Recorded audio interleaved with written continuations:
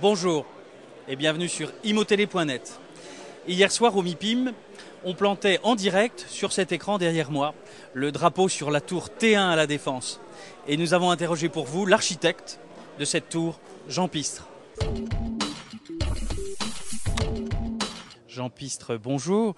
Vous êtes l'architecte de la tour T1 à la Défense, dont on a planté le drapeau en direct ce soir au MIPIM. Alors cette tour T1, comment la décririez-vous pour les lecteurs et les téléspectateurs d'Imotélé ?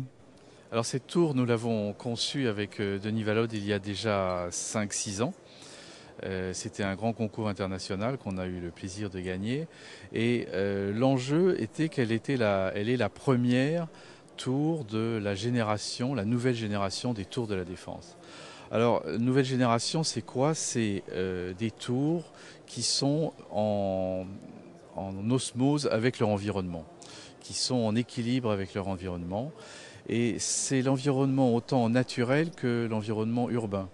L'environnement naturel, vous voyez cette grande courbe qui monte sur 200 mètres, qui se verra de partout, suit exactement la courbe du soleil du nord au sud.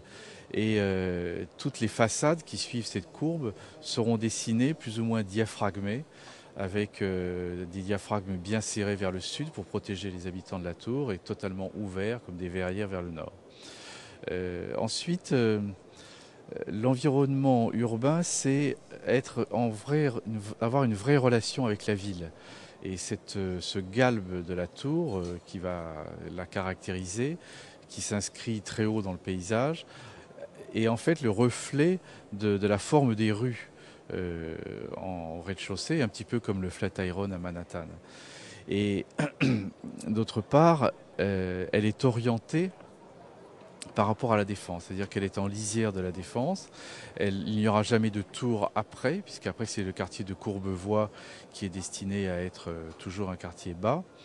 Et donc elle aura cette grande verticale d'un seul jet de 200 mètres du sol jusqu'au sommet. Et du côté de Courbevoie, une courbe qui l'inscrira en douceur dans ce quartier bas et dont le reflet fera même que, vue depuis Courbevoie, elle se perdra dans le ciel.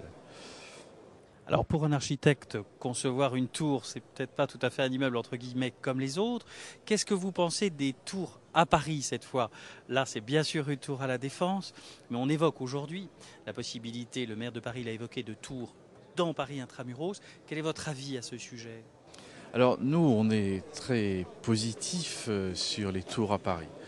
La tour, d'abord, c'est un phénomène international qui exprime le dynamisme du lieu où elle se construit, et aujourd'hui, et la valeur symbolique est donc très forte, et on voit bien dans toutes les grandes capitales du monde dont l'énergie s'exprime dans ces symboles. Et puis c'est aussi une manière de gérer l'espace qui est très efficace, parce que ça dégage de la place au sol. Et puis, si vous voulez, ça permet aussi de diminuer les transports. Parce qu'aujourd'hui, on s'aperçoit que le plus grand phénomène de pollution dans les villes, ce sont les voitures. Et finalement, la densité est une manière de moins se déplacer. Donc les tours, c'est un peu de l'écologie immobilière ?